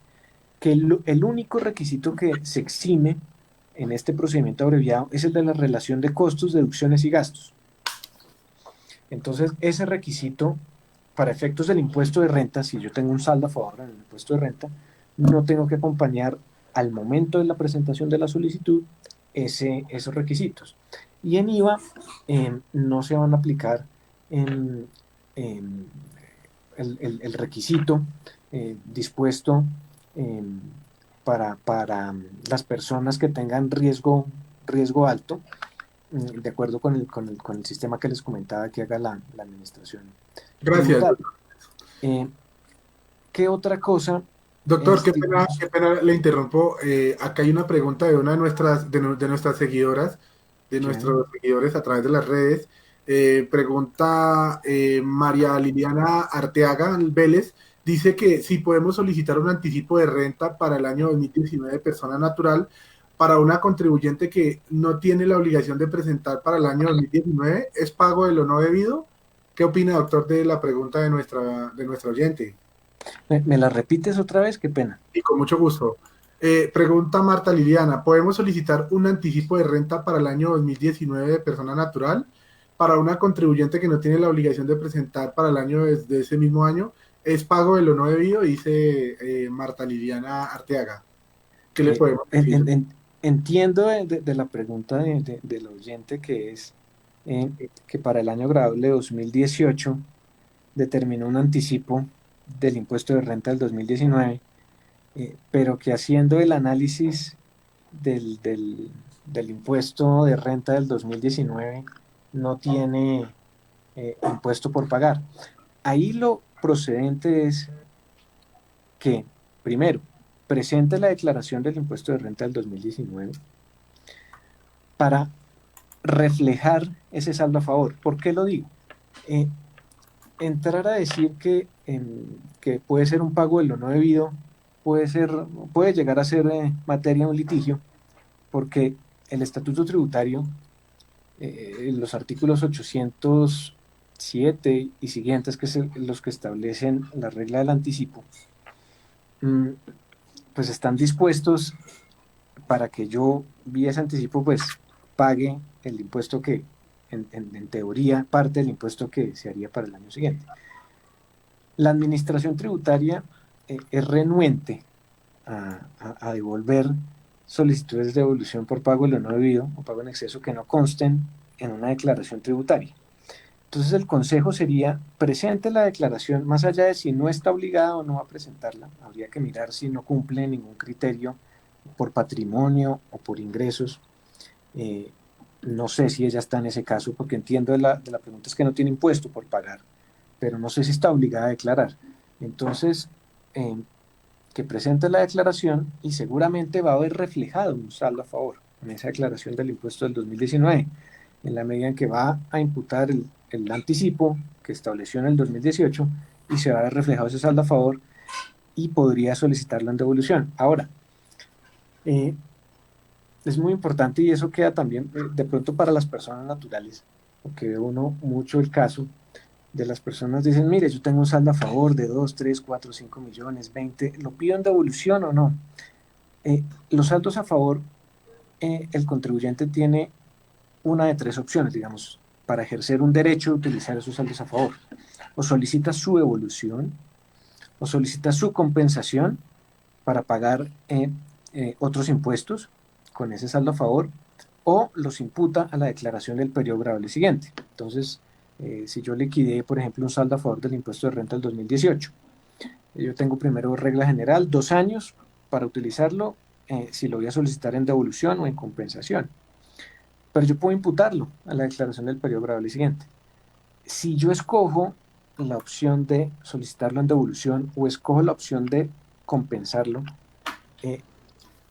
yo como contribuyente, y si soy persona natural, que uno pues normalmente no liquida muchos saldos a favor o no está interesado en que la administración le devuelva eso, ¿por qué? Es porque las fiscalizaciones son supremamente exhaustivas.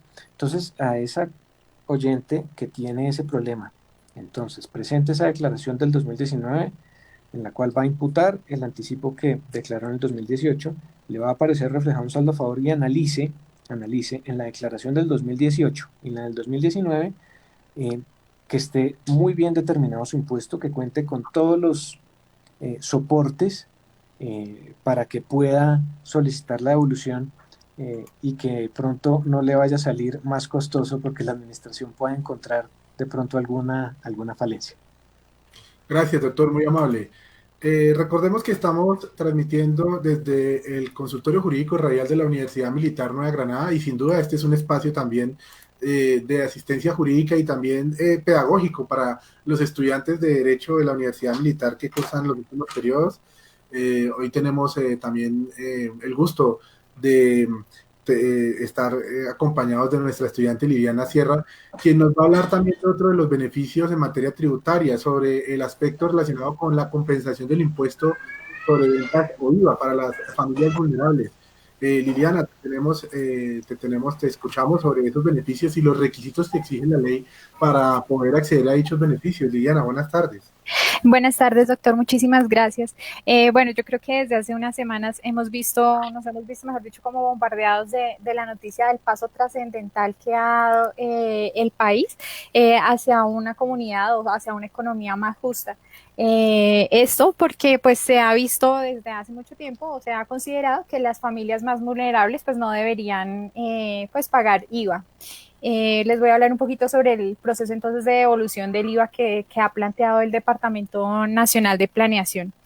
Desde hace pues bastante tiempo se han buscado, pues se han como que implementado algunas medidas para corregir la regresividad del IVA. Entre ellas pues se han tenido las exenciones, las exclusiones, las tarifas diferenciales, pero pues el gobierno notó que todas estas medidas no estaban causando el impacto que se necesitaba. La devolución del IVA, como lo mencionó el doctor Andrés al inicio de la emisión, fue aprobada en diciembre pasado dentro de la Ley del Crecimiento Económico y lo que se esperaba era ir aplicándola por fases. Pero pues con todo el problema, pues todo el tema de la contingencia debido al COVID, el gobierno decidió adelantarla y planteó que en este año 2020 1 millón de familias iban a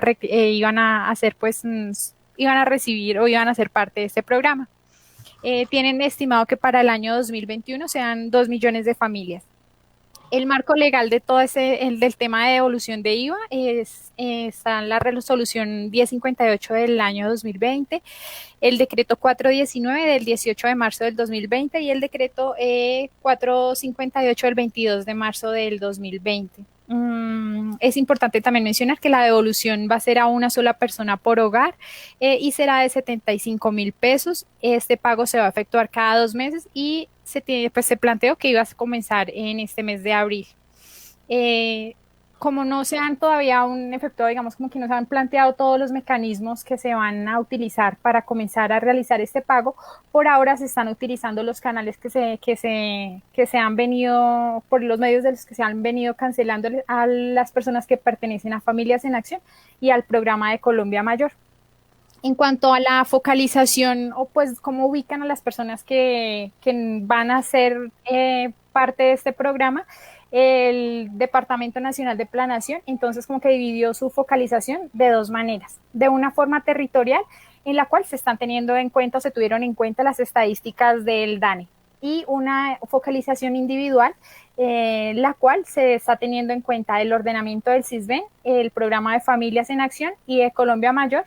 Pues aquí también creo que es importante mencionarle a todas las personas que nos escuchan que de pronto se preguntan que ellas pues pertenecen o son parte de esta población vulnerable y que creen que deben hacer parte del programa y no están inscritos en ninguno de los dos programas, que se ha planteado que las personas deben acercarse a su respectiva alcaldía para solicitar la encuesta del CISBEN, y adicional el gobierno pues está esperando fijar o van a definir para el año 2021 qué otros mecanismos van a tener para que todos estos hogares puedan entrar al programa.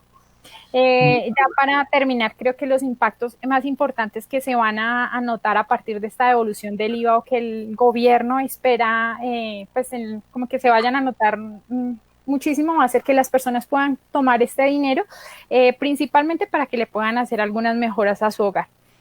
Por otro lado, también que puedan invertir este dinero en alimentos, en el cuidado de su salud, en la educación de los niños. Bueno, y por último, también se espera que con este programa o pues la acogida de este programa se presente una reducción del hambre y de la inseguridad alimentaria.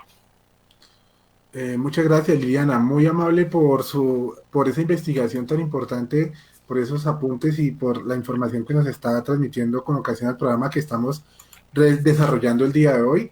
Se les recuerda también a nuestros amables oyentes y seguidores que la Universidad Militar Nueva Granada tiene el gusto de convocar, seleccionar y admitir como estudiantes a bachilleres, profesionales de diferentes áreas del conocimiento, también miembros que integran las fuerzas militares, la Policía Nacional y demás particulares que estén interesados en profesionalizarse a través de nuestros canales y medios de formación de pregrado presencial, pregrado a distancia. Les recordamos que las inscripciones de la Universidad Militar Nueva Granada están abiertas hasta el 8 de mayo y para mayor información pueden entrar a la página www.umng.edu.co, donde encontrarán más información al respecto de la Universidad Militar Nueva Granada. Bueno, y ya en este cierre final, entonces vamos... ¿Sí, Liliana? Cuéntame. Sí, doctor, disculpe, me hago un paréntesis. Pues quiero nuevamente extender la invitación a todas las personas que nos están escuchando y todavía tengan algunas dudas con respecto al tema y pues que de pronto no haya habido la posibilidad de resolverlas, que nos contacten en los correos electrónicos o si tienen dudas sobre otros temas. Entonces quiero recordar los correos: consultoriojurídico.virtual@unimilitar.edu.co, consultorio.jurídico-radial@unimilitar.edu.co, y de igual forma recordarle a toda la comunidad que nosotros estamos emitiendo estos programas todos los martes a la 1 de la tarde. Si alguna persona se ha perdido alguna, entonces los queremos invitar a que nos sigan en nuestro canal de YouTube, Tu Consultorio Jurídico Radial, UMNG, donde van a encontrar las emisiones pasadas y pues yo creo que en un ratico ya encuentran esta emisión también, si se perdieron alguna partecita. Muchas gracias, Liliana. Importante recordarles entonces a nuestros oyentes que esta emisión va a quedar grabada y queda disponible a través de la página de Facebook de la Universidad Militar Nueva Granada. Bueno, ya en esta parte final, entonces les voy a otorgar el uso de la palabra a cada uno de nuestros invitados y panelistas por 2 minutos para que nos expresen algunas conclusiones finales sobre el tema del día de hoy. Entonces, profesor Andrés, si gusta, le escuchamos. 2 minutos, por favor. Muchas gracias. Muchas gracias. Bueno, a manera de conclusión, quedan varias cosas. La primera, respecto de lo que pasa con el Estado, y entiéndase primero la Administración Tributaria Nacional, ha dispuesto unos nuevos plazos para declarar impuesto de renta para las personas jurídicas, para las personas pertenecientes al régimen tributario especial y para los grandes contribuyentes. Eso está en el decreto 520 del 6 de abril del 2020 También hay plazos diferentes para el pago de IVA e impuesto de renta para empresas del sector turismo, que como ustedes saben son las personas o el sector económico más afectado por esta emergencia. Hay dos mecanismos que buscan apalancar a los contribuyentes y al sector productivo en general del país, y es, por un lado, el procedimiento abreviado de la devolución de los saldos a favor a título de impuesto de renta y a título de impuesto sobre las ventas, y por el otro, lo que tiene que ver con el apoyo a las personas menos favorecidas con una devolución o compensación del impuesto sobre las ventas. Esa devolución del impuesto sobre las ventas tiene su razón de ser en que, como les explicaba y como lo veíamos, sucede que las personas pagan en la adquisición de bienes o servicios el IVA porque, como está estructurado en nuestra legislación, hay muchos bienes y servicios que están excluidos y hay otros que sí están gravados también de la canasta familiar. Entonces esas personas acceden a ciertos bienes, a ciertos servicios, pagan impuestos sobre las ventas, pero no tendrían una capacidad contributiva para poder solventar o soportar el tributo. Entonces el Estado les va a devolver esa suma que nos precisaba muy bien nuestra compañera Liliana, de esos 75.000 pesos, pero el mensaje ahí que debe quedar es que el Estado no puede asumir eso solamente porque es el deber ser, sino que debe tener o buscar más bien mecanismos de recuperación fiscal de esos entre 2 billones y 2.5 billones que cuesta esa devolución del IVA. Es importante que las personas de mayores ingresos sí paguen el IVA y no estén exoneradas de pagar el IVA o estén, digamos, gozando del beneficio de exclusión y de exención. Lo otro, a manera de conclusión, es que hay, digamos, beneficios en ciertas entidades territoriales. En Bogotá, como veíamos, hay beneficio para el impuesto predial y para el impuesto de vehículos, para que puedan presentarse las declaraciones y acceder a descuentos entre junio y julio. Y bueno, que cada persona en lo que atañe a tributos del orden territorial deberá analizar si esas jurisdicciones han establecido plazos o beneficios. Eso, digamos, a manera de conclusión y dándole nuevamente muchas gracias a la universidad por la invitación. Muy buenos estos espacios de conversación sobre estos temas tan importantes para todos. Muchas gracias. Doctor Andrés, a ustedes muchas gracias por acceder a esta invitación, y por supuesto que aquí siempre será bienvenido en los micrófonos del Consultorio Jurídico Radial. Continuamos entonces con los comentarios y conclusiones finales. Profesor Gilibert, ¿algunos comentarios finales para esta misión? Bueno, sí, muchísimas gracias. Creo que frente a los temas tratados por el doctor Andrés, pues nos da una muy buena resumen o unas muy buenas conclusiones. Yo agregaría una adicional, y es que la actual situación demuestra dos temas muy importantes que debe tratar de aquí en adelante. Una es una real reforma estructural de la fuente de ingresos que tiene el Estado a partir de los tributos. Yo considero que la estructura tributaria colombiana está mal diseñada y se está evitando el crecimiento económico del país por la forma en que se crearon los tributos y a quienes estamos grabando realmente. Y dos, la situación frente a cómo se interactúa con la DIAN. A pesar de que la DIAN tiene muchos canales electrónicos, sí se han visto limitados y han tenido ciertas situaciones en donde se han presentado inconvenientes. Son mis dos más grandes conclusiones acá. Se tiene que modernizar totalmente, la DIAN tiene que llegar a un punto en donde esté totalmente sistematizada y los procedimientos sean mucho más simples y no tengamos que esperar hasta que se presente una época de pandemia para que reduzcan los términos de devoluciones. Y adicionalmente la estructura tributaria, que muestra grandes falencias y siempre recae de una forma inequívoca desde mi punto de vista, en donde segrega a la sociedad y divide como tal los ingresos, teniendo en cuenta la fuente de sus ingresos. Considero que los ingresos deben ser grabados en su integralidad, es decir, todos los ingresos que reciban todas las personas, y teniendo en cuenta un grupo muy pequeño, o que en Colombia sería la mayoría, en aquellos ingresos que no alcanzan ni quedan escasamente al mínimo. Entonces, la situación muestra estas dos falencias o estas dos problemáticas que tiene el Estado para resolver posteriormente. Agradezco dar las gracias a las personas que nos han acompañado el día de hoy, a nuestra estudiante y a doctor Rosenberg por la dirección de este programa el día de hoy. Gracias. Gracias, doctor Gilibert. Doctor Gonzalo, un minuto. Qué pena que estamos sobre el tiempo. Por favor. Bueno, gracias, ¿no? Igual Rosenberg, con la capacidad, la extraordinaria capacidad de síntesis de nuestros compañeros, hace innecesario reiterar algún tema de los tocados. Yo solo quiero dejar un mensaje final en el sentido de la solidaridad que debe haber alrededor de cualquier área, digamos, de la gestión del Estado, particularmente el principio de solidaridad que debe orientar el manejo de los tributos en general. Yo creo que ha habido pasos importantes en el sentido de alcanzar un sistema tributario más progresivo. En medio de la crisis, sí, también ha habido acciones importantes para generar alivios, pero todo alivio tributario, particularmente que se le dé al sector productivo, al sector empresarial, la invitación que yo quiero hacer es que esto se traslade, cuando ya podamos salir finalmente de esta crisis, que estos beneficios se trasladen al consumidor, a la población en general.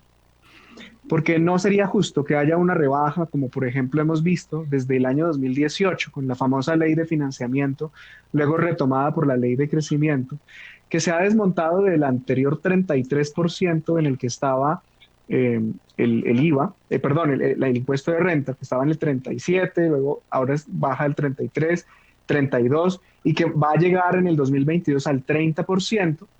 No sería justo que esos bajonazos en los impuestos no se reflejen en el costo de los diferentes productos. Y aquí una ñapa.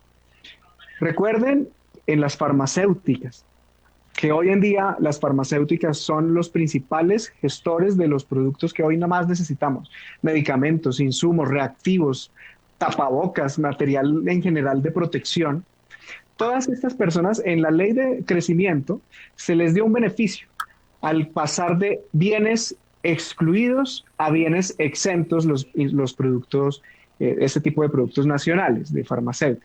Lo que implica que ellos han tenido un beneficio al poder descontarse el IVA en su adquisición. Y asimismo, por virtud de un decreto que fue expedido recientemente, que fue el decreto 463, expedido en vigencia de la crisis, también se eliminó el arancel y se bajó al 0% el arancel de esos insumos médicos, clínicos y medicamentos al 0%. Entonces, que eso se vea reflejado en los costos de los consumidores de medicamentos. Allí tenemos una autoridad que es este comité de vigilancia de los precios de los medicamentos. Es importante que se cumplan con estos beneficios y se traslade efectivamente a la población que realmente lo necesita. Muchas gracias, doctor Gonzalo.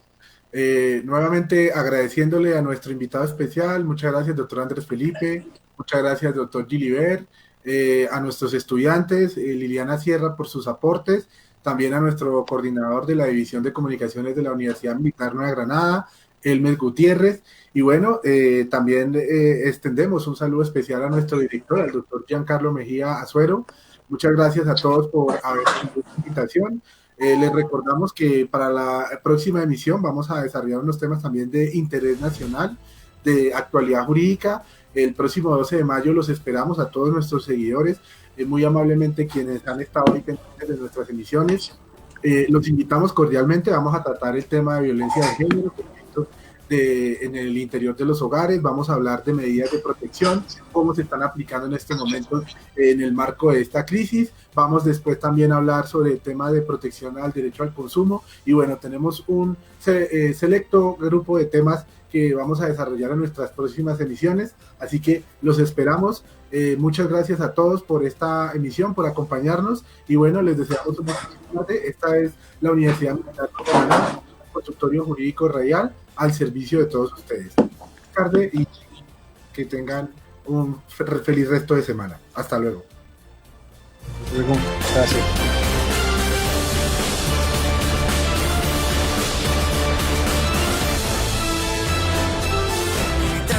Ven y estudia Administración de Empresas. Planea, dirige y controla para alcanzar metas organizacionales. Inscripciones abiertas en www.umng.edu.co. Universidad Militar Nueva Granada. La U, acreditada para todos. Vigilada Mineducación. Desde la Universidad Militar Nueva Granada, en Bogotá, Colombia, transmite UMNG Radio. UMNG Radio. Una emisora alternativa, cultural e independiente. Desde la Universidad Militar Nueva Granada. Esta es UMNG Radio. UMNG Radio. Somos comunidad neogranadina.